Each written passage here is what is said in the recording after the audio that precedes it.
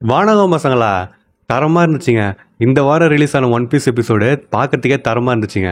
நான் கூட preview episode பார்த்துட்டு ஐயோ என்ன பண்ண போகிறான்னு சொல்லிட்டு தெரியல அனிமேஷன் சொல்லிட்டு பயந்து நின்றேன். ஏன்னா அதில் ஷாங்சனோட மூஞ்சை வந்து பார்த்தீங்கன்னா ஒரு மாதிரி காட்டியிருந்தானுங்க.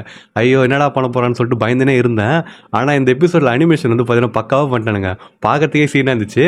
அப்படியே புல்லரிச்சுன்னே சொல்லிட்டு சொல்லலாம். நம்ம ஷாங்சனை அது என்ன சொல்கிறதே தெரியல. அண்ணன் வந்து பார்த்தீங்கன்னா மாசை காட்டிட்டார். அவர் அள்ளிடுச்சுன்னே சொல்லலாம் இந்த எபிசோடு. சரி, இது எல்லாத்தை பற்றி நம்ம வீடியோவில் போயிட்டு பேசுவோம் டீட்டெயிலாக. பட் வீடியோவில் பொறுத்த மாதிரி வீடியோக்கு வந்து ஒரு லைக்கை போட்டுருங்க. நம்ம சேனலுக்கு சப்ஸ்கிரைப் பண்ணாமல் இருந்தால் போய் சப்ஸ்கிரைப் பண்ணிட்டு பக்கத்தில் வர மணி வச்சுருங்க. அப்போ தான் இனிமேல் நான் போகிற வீடியோஸ்லாம் வந்து உங்களுக்கு டான நோட்டிஃபிகேஷன் வரும். ஸோ வாங்க ரிவ்யூ பண்ணலாம்.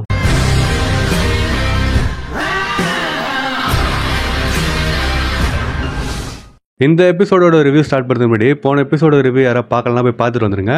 லிங்க் வந்து டிஸ்கிரிப்ஷனில் தரேன். அப்போ தான் இந்த வீடியோ வந்து கரெக்டாக கண்டினியூஸாக உங்களுக்கு புரியும். வெறும் அந்த எபிசோட் மட்டும் கிடையாது, இதுக்கு முன்னாடி ரிலீஸ் ஆன ஒன் பீஸ் எபிசோட்ஸ் நிறைய நான் வந்து ரிவ்யூ போட்டுருக்கிறேன். அதெல்லாம் பிளேலிஸ்ட்டில் நான் வந்து சேவ் பண்ணி வச்சிருக்கிறேன். ஸோ மறக்காம அதையும் போய் செக் பண்ணி பாருங்கள். இப்போ நம்ம எபிசோட் ஸ்டார்ட் பண்ணுவோமா? ஸ்டார்டிங்கே வந்து எங்கே ஆரம்பிக்குதுன்னா எக் எடுக்க போகிறாங்க. அதாவது சின்னதாக காட்டுறான்னு சொல்லிட்டு வச்சிங்களேன். யோர்க்கை பற்றி காட்டுறாங்க. இதை பற்றி எனக்கு டீட்டெயிலாக சொல்ல விரும்பலை. ஏன்னா இதுக்கு அடுத்து வர போகிற சீன் தரமாக இருக்குமா. ஸோ நம்ம ஷார்ட்டாக வந்து என்ன நடக்குதுன்னு சொல்லிட்டு பார்த்துருவோம். யோர்க்கை காட்டுறாங்க. யோர்க்கு கிட்ட வந்து என்ன நடக்குதுன்னா எப்படி அவள் வந்து பிட்ரே பண்ணா, அதாவது எப்படி வந்து செரஃபிம்ஸை அவள் கட்டுப்பாட்டில் கொண்டு வந்தான்னு சொல்லிட்டு காட்டுறாங்க. ஸோ ஒன்ஸ் அவள் ஃப்ரண்டியர் டோமை க்ளோஸ் பண்ணதுக்கு அப்புறமா இவ தான் க்ளோஸ் பண்ணியிருப்பா. அதுக்கடுத்து யாருக்கும் தெரியாமல் வெளியே போயிட்டு செரஃபிம்ஸ் கிட்ட வந்து ஒரு ஆர்டர் கொடுத்துக்கிறா. அது என்னதுன்னா என்ன அப்புறமா ஒரிஜினல் வெகாபங்க், அதுக்கடுத்து அந்த சைபர் போலியன்ஸ் இவங்கள தவிர மீதி இருக்கிற எல்லாரையுமே கொன்னுடுங்கன்ற மாதிரி சொல்லிட்டு வந்து ஆர்டர் கொடுத்துக்கிறா. அதுக்கு அடுத்து இந்த மாதிரி நீங்கள் பண்ணுறப்ப யார் உங்களுக்கு ஆர்டர் கொடுத்தான்னு சொல்லிட்டு அவங்களுக்கு டவுட் வரும். அண்ட் அவங்க எனக்கு கண்டுபிடிச்சிட்டாங்கன்னா அவங்க கிட்ட எல்லாம் சண்டை போட முடியாது. ஏன்னா நான் வந்து அவ்வளோ ஸ்ட்ராங் கிடையாது. அதனால எஸ்னேக் நீ வந்து என்ன பண்ணுறேன்னா, அதாவது குட்டி ஹேன்காக் நீ வந்து என்ன பண்ணுறேன்னா அவங்க கண்ணு முன்னாடியே என்னை வந்து சிலையாக்கிடுன்ற மாதிரி சொல்கிறா. அண்ட் ஒன்ஸ் அவங்க பார்க்காதப்ப அந்த சிலையிலேருந்து என்னை வந்து அண்டு பண்ணிடுன்ற மாதிரி சொல்லிட்டு அவள் வந்து சொல்கிறா. அவளை வந்து பார்த்தீங்கன்னா சரின்னு சொல்லிட்டு சொல்கிறா. இப்படி தான் வந்து பார்த்தீங்கன்னா இவருக்கு வந்து பிளான் போடுறா. இதுதான் வந்து பார்த்தீங்கன்னா இதுக்கு அடுத்து நடக்கிறது. ஸோ இதுக்கு அடுத்து சீன் வந்து அந்த ரிசர்ச்சர்ஸ் கிட்டலாம் போது எக்கேட்ல இருந்தாங்களே அவங்க கிட்ட போது அவங்க எல்லாம் ஒரு கப்பலில் வந்து ஏறி நிற்கிறாங்க எக்கேடை விட்டு கிளம்பி போகிறதுக்கு. அப்படி ரிசர்ச்சர்ஸ்லாம் இங்கே ஏறி நிற்கிறப்ப இன்னொரு தரமான சீனை காட்டினாங்க. என்னன்னு சொல்லிட்டு பார்த்தீங்கன்னா ஒரு ஷிப்பு வந்து எக்கேடை நோக்கி வருது. அது யாரோட ஷிப்னா பிளாக்பேர்டோட ஷிப் வந்து எக்கேடை நோக்கி வருது. அதை மட்டும் வந்து பார்த்தீங்கன்னா காட்டுறாங்க. அதில் யார் இருந்தா என்னன்னு சொல்லிட்டு எதுவுமே காட்டல. பட் பிளாக்பேர்டோட ஷிப்பு மட்டும் காட்டுறாங்க. இப்போ சீன் வந்து பார்த்தீங்கன்னா இதோட அங்கே காட்டாயிட்டு எக்கேடில் ஃபுல்லாக முடிஞ்சிட்டு இப்போ நம்ம அண்ணன் கிட்ட வந்து வருது. இப்போ சீன் வந்து பார்த்தீங்கன்னா கிட்டு கிட்ட போகுது. கிட்டு வந்து அவனோட குரு கிட்ட பெரிய பருப்பு மாதிரி பேசுகிறான்னு சொல்லிட்டு வச்சுக்கலாம். அதை பற்றி டீட்டெயிலாக பேச விரும்பல. ஸோ அவன் வந்து பேசி நிற்கிறான். அவங்கெல்லாம் வந்து பார்த்தீங்கன்னா கேட்டு குச்சி நிற்கிறாங்க.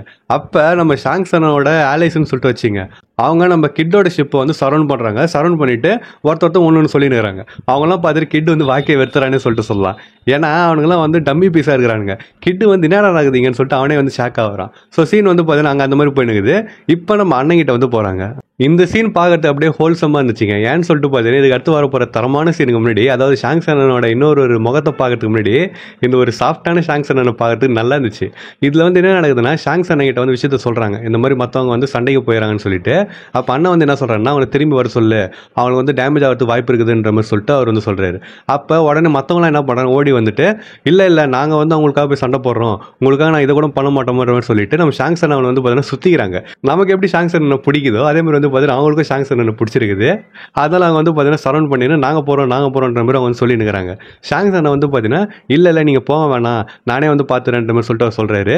இருந்தாலும் அவங்க வந்து பார்த்தீங்கன்னா நான் போகிறேன்ற மாதிரி சொல்லிட்டு அவங்க வந்து கம்பல் பண்ணுறாங்கன்னு சொல்லிட்டு வச்சிங்களேன். அருமா ஷாங்சனை வந்து இல்லை நீங்கள் போக வேணாம், நீங்கள் இங்கே இருங்க, ஏன்னா நம்மளோட க்ரூ தான் இருக்கிறதுல வீக்கஸ்ட் க்ரூன்ற மாதிரி சொல்லிட்டு சொல்கிறார். அதாவது ரெட் ஏர் பைரட்ஸை சொல்ல, ரெட் ஏர் பைரட்ஸோட ஆலைஸ் வந்து சொல்கிறாரு. நம்மளோட அலியன்ஸில் இருக்கிறவங்க தான் வந்து பார்த்தீங்கன்னா வீக்காக இருக்கிறாங்க, அதனால் நான் தான் அவங்கள பாதுகாக்கணும், ஸோ நீங்கள் இங்கே இருங்கன்ற மாதிரி சொல்லிட்டு நம்ம அண்ணன் வந்து சொல்கிறாரு. அதுக்கடுத்து உடனே இப்போயே கிளம்புறீங்களான்ற மாதிரி கேட்குறாங்க.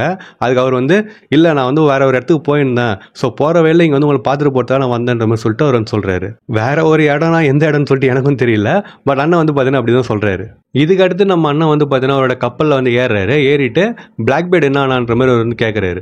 அப்போ அவங்க வந்து என்ன சொல்கிறாங்கன்னா அவன் லொக்கேஷன் எங்கே இருக்கிறான்னு சொல்லிட்டு தெரியலன்ற மாதிரி சொல்லிட்டு அவங்க வந்து சொல்லினுங்கிறாங்க. ஸோ அவர் வந்து என்ன சொல்கிறாருன்னா அவன் வானோக வருவான்னு சொல்லிட்டு நான் பார்த்தேன், ஆனால் அவங்க வரவே இல்லைன்ற மாதிரி சொல்லிட்டு நம்ம அண்ணன் வந்து சொல்கிறாரு. ஸோ ஆக்சுவலாக ஷாங்சன் வந்து வானோக போனதுக்கு காரணம் காரணம் லூஃபி இருக்கிறான்றதுக்காகவோ இல்லைன்னா வந்து அங்கே ஹெல்ப் பண்ணுறதுக்காகவோ வந்து அவர் போகல. பிளாக் பீட் அங்கே போகிறதுக்கு வாய்ப்பு இருக்குது, அதனால நம்ம அங்கே போவோம்னு சொல்லிட்டு தான் வந்து பார்த்தீங்கன்னா அவர் வந்து அங்கே போயிருக்கிறாரு. ஆனால் பிளாக் பீட் அங்கே வராதனால ஒரு ரேக்கு கூட வந்து ஒரு சின்ன சீன் மட்டும் அவர் பண்ணிட்டு திரும்பி வந்து போயிட்டு இருக்கிறாரு. இதுதான் வந்து பார்த்தீங்கன்னா நடந்திருக்குது. ஸோ எனக்கு தெரிஞ்சு இப்போ அவர் வந்து முன்னாடி சொன்னார் பார்த்தீங்களா, நான் வேற ஒரு இடத்துக்கு போயினுக்கிறேன்னு சொல்லிட்டு. ஸோ இப்போ வந்து பார்த்தீங்கன்னா எனக்கு தெரிஞ்சு பிளாக் பீட் எங்கே இருக்கிறான்னு சொல்லிட்டு தேடி தான் அவர் போறாருன்னு சொல்லிட்டு நினைக்கிறேன். பட் அது என்ன கதைன்னு சொல்லிட்டு கரெக்டாக தெரியல. அதுக்கடுத்து ஹோங்கோ கிட்டேருந்து கிட்ட பற்றின இன்ஃபர்மேஷன்லாம் வாங்கிட்டு அவர் வந்து ஒன்று ஒன்றா படிச்சுன்னு இருக்கிறாரு. இதுக்கு அடுத்து வரப்போறதாங்க தரமான சீன். இதை நான் எப்படி எக்ஸ்பிளைன் பண்ண போறேன்னு சொல்லிட்டு எனக்கு தெரியல. ஏன்னா அதை பற்றி நினைக்கிறப்ப எனக்கு வந்து சிரிப்பு தான் வருது. ஏன்னா அவ்வளோ வெறி எடுத்துனே சொல்லிட்டு சொல்லலாம். ஸோ இப்போ சீன் வந்து கிட்டு கிட்ட போகுது.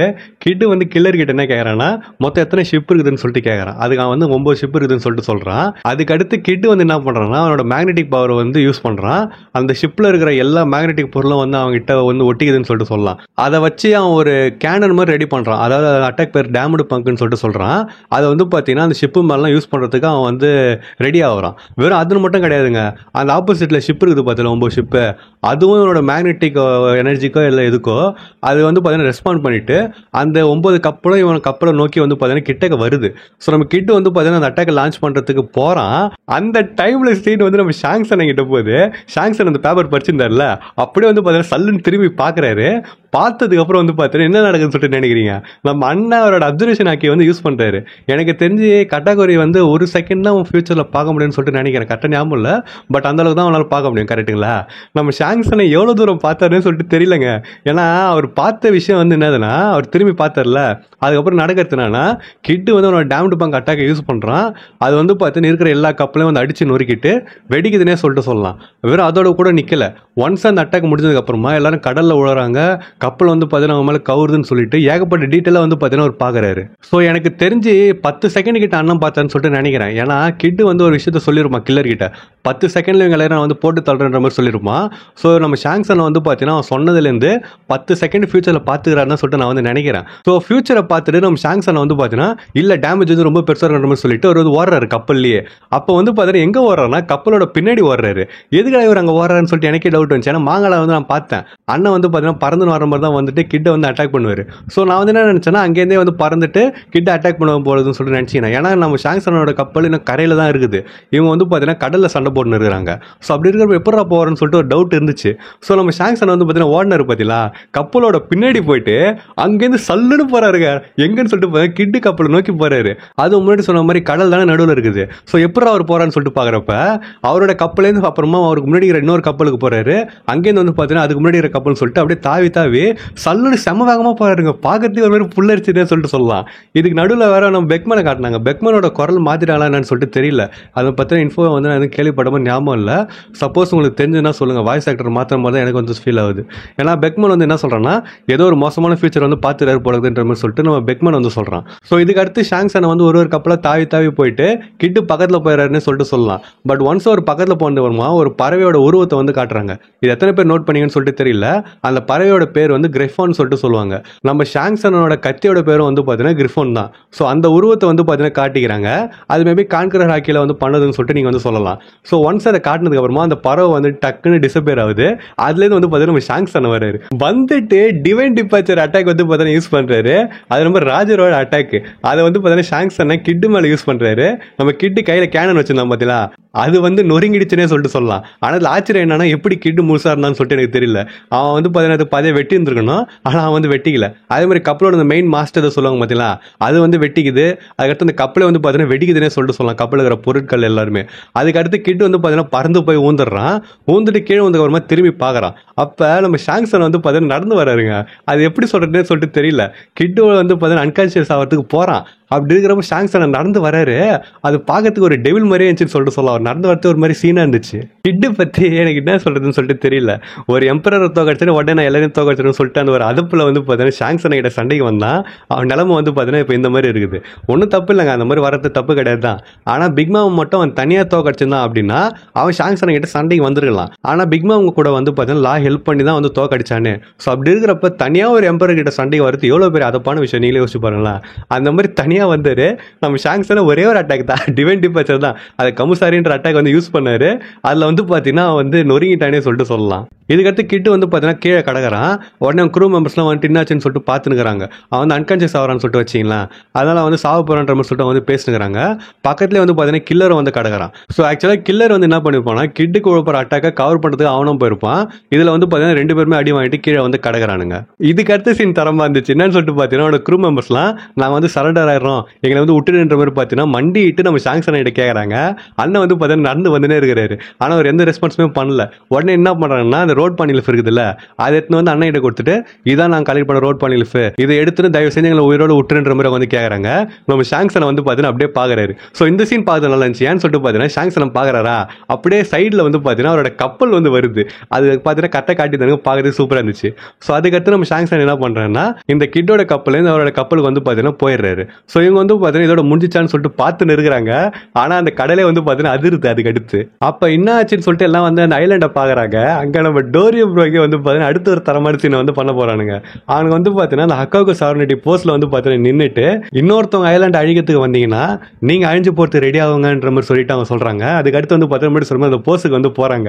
இவன் இந்த கிட் பைரட்ஸ் எல்லாருமே வந்து பார்த்தீங்கன்னா அல்லுல பார்த்துனுக்குறானுங்க. அதுக்கு அடுத்து அவனுக்கு 2 பேர் அந்த ஹக்காகு சாவர்னிட்டி அட்டாக் வந்து பார்த்தீங்கன்னா லான்ச் பண்றானுங்க.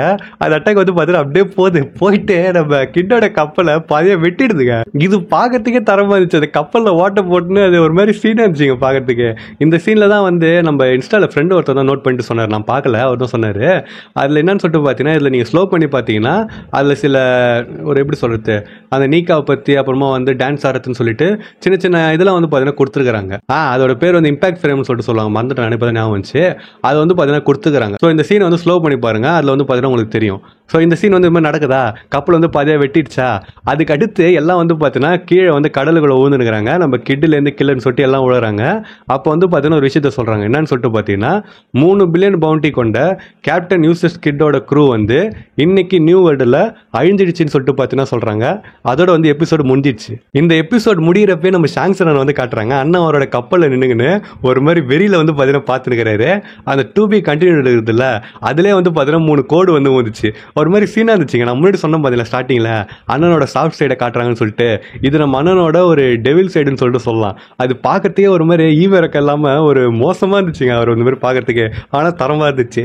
நம்ம அண்ணன் எனக்கு என்ன சொல்கிறதே சொல்லிட்டு தெரியல, நான் மட்டும் பேசினே இருக்கிறேன். இந்த எபிசோடு உண்மையிலே பார்த்து சூப்பராக இருந்துச்சுங்க. அண்ணனோட அட்டாக்லேருந்து அண்ணனோட தரமான சம்பவம்னு சொல்லிட்டு எல்லாமே மாசாக இருந்துச்சு. எப்படா இவர் வந்து திருப்பி ரெகுலராக காட்டாம இருப்பீங்கன்னு சொல்லிட்டு எனக்கு வந்து அந்த மாதிரி ஃபீல் ஆகுது. ஸோ இந்த எபிசோடு வந்து பார்த்தீங்கன்னா இந்த மாதிரி தான் போச்சு.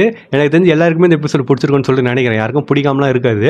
ஸோ உங்களுக்கு வந்து எப்படி ஃபீல் ஆச்சுன்னு சொல்லிட்டு மறக்காம கவுண்ட் பண்ணுங்க. நான் சொன்ன பார்த்தீங்கன்னா ஒரு சீனாக பார்க்குறப்ப வந்து எப்படி இருந்துச்சுன்னு சொல்லிட்டு இந்த வீடியோவில் அந்த மாதிரி உங்களுக்கு வந்து இதை பார்க்குறப்ப எப்படி இருந்துச்சுன்னு சொல்லிட்டு மறக்காம கவுண்ட் பண்ணிட்டு போங்க. அண்ட் உங்கள் ஃப்ரெண்ட்ஸ் யாரும் ஒன் பீஸ் பார்ப்பாங்க அப்படின்னா இந்த எபிசோட் பார்த்தப்போ உங்களுக்கு வந்து எப்படி ஃபீல் ஆச்சுன்னு சொல்லிட்டு அவங்களையும் வந்து மறக்காம கவுண்ட் பண்ணிட்டு போக சொல்லுங்கள். ஸோ நான் இன்னொரு மாசன வீடியோவில் வந்து உங்களை மீட் பண்ணுற வரைக்கும் டாட்டா.